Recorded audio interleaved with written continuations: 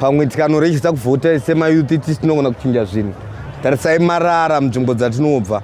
Pamwe tikavhotawo tingagona kuchinjawo kanzuru pawanikwo inokwanisa kunge ichibvisa marara.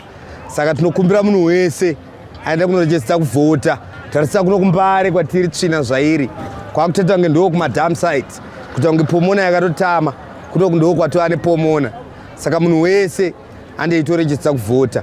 Nyaya iripo ndeyekuti isusu kuvhota tichitoda, asi kuti tizovhota manje tisingazivi kuti chii chinenge chimbonyatsoitika munyika macho, kana kuti vanhu vanovhotesa vacho vanowanika kupa. Hatina kana nguva yekuti tizive kuti zvinhu zvakamira sei, but kuvhota tichitoda senyika yedu yatogara toita se toraramirawo iyo. Chizvarwa chese cheZimbabwe tofanira kuvhota kuti zvinhu zvitichinjire zvitinakire, nokuti president akapinda pane mavhotsa ake pasina kubirira, pasina ari kupopota, zvinhu zvese zvinongonobuda zvakanaka. Uye zveZimbabwe tinowana kugarika. Saka ndokurudziro yedu pese patiri kufamba, zvikuru kune vechiyuthi, vechidiki vese varejeste. Munhu wese akakosherwa nekuvhota, ndo chishuwo chedu chatiri kupa chedu. Kuvhota kwako munhu ndokunochinjawo upenyu hwedu. Pamwe upenyu hwacho tingachinja saa uri kutooma, kutooma chaiko. Wanika vana vedu vechidiki avo vakutoomeva neupenyu hwacho, kuti vachitange pakuti pakati havana. Chikoro chacho chiri kukwira, chikafu chacho mwanangu chiri kukwira. Kuregister kuvhota, I think personally zvangu zvangonakira kuti you get to choose mutungamiriri wenyika unenge uchinange pamwe pashoti racho naka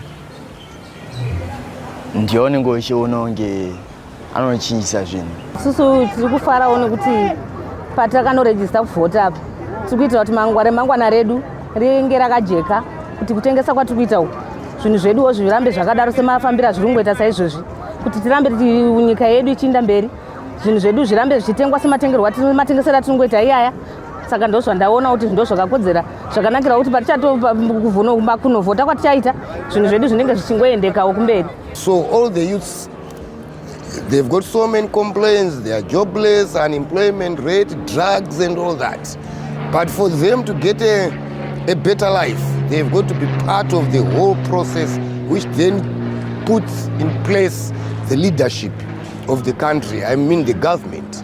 So they have to take part in each and every election, and for one to do so, he has to be a registered voter in that particular ward one or she lives.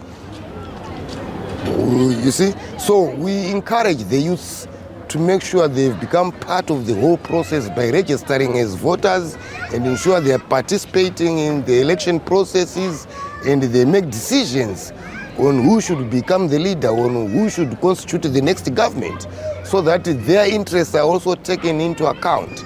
But as long as one speaks outside this process, sure, your voice will never be heard.